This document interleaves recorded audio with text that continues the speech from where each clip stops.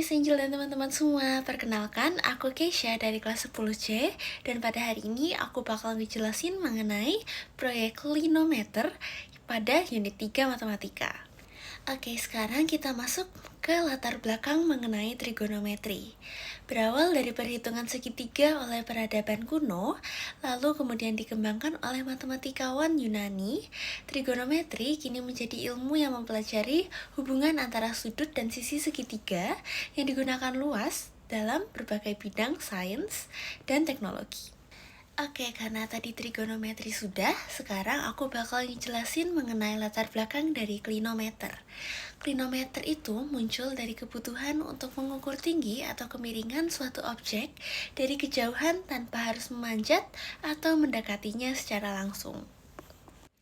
Proyek ini dibuat dengan tujuan untuk menghasilkan konsep trigonometri dalam kehidupan sehari-hari, yaitu dengan mengukur dua objek pengamatan. Cara pembuatan klinometer pastinya sangat mudah dan juga dapat dipraktekkan di kehidupan sehari-hari. Yang pertama, tempelkan sedotan di sepanjang sisi luar busur derajat menggunakan lakban atau lem sedotan. Ini nantinya akan menjadi tempat mengintip atau arah bidik. Lalu ikatkan benang pada titik tengah busur derajat dan pastikan tepat di angka 90 derajat. Kemudian pasang pemberat di ujung benang supaya benang bisa menggantung lurus ke bawah. Dan yang terakhir, pastikan benang bisa bergerak bebas mengikuti gravitasi saat busur digerakkan. Oke, sekarang kita masuk ke perhitungannya. Pertama, kita harus mengetahui sudut klinometernya dan juga sudut elevasinya. Kalau di objek yang pertama, sudut klinometer yang aku dapetin dari hasil penghitungan pada busur adalah 60 derajat. Dan hasil elevasinya itu, cara menghitungnya adalah 90 derajat dikurangi dengan sudut klinometernya. Jadi 90 dikurang 60 sama dengan 30 derajat. Jadi diketahui tinggi badan aku 1,55 meter dari mata hingga ujung kaki. Lalu jarak aku dengan objeknya 4 meter dan juga sudut elevasinya 30 derajat. Jadi yang ditanya adalah berapa tinggi tiang secara keseluruhan. Nah, di sini kita akan menggunakan rumus tan. Tinggal dimasukin aja, jadi tan 30 derajat sama dengan depan sudut per samping sudut. Depan sudutnya itu berarti bisa kita ibaratkan sebagai height atau tingginya. Jadi, tan 30 derajat sama dengan height per 4.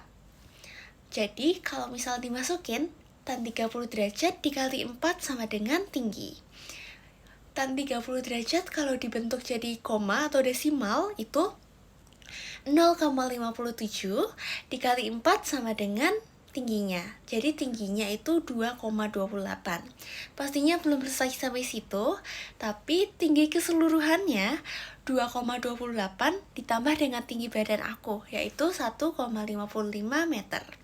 Jadi tinggi tiang dari aspal hingga paling tingginya adalah 3,83 meter.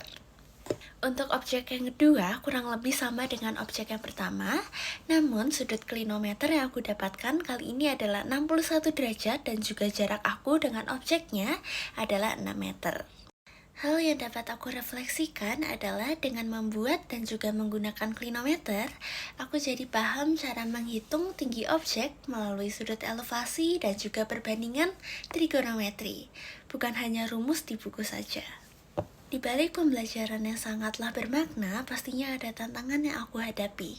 Nah, tantangan terbesar yang aku hadapi adalah saat pengukuran, karena sudutnya mudah berubah dan juga jarak harus tepat agar hasilnya dapat akurat.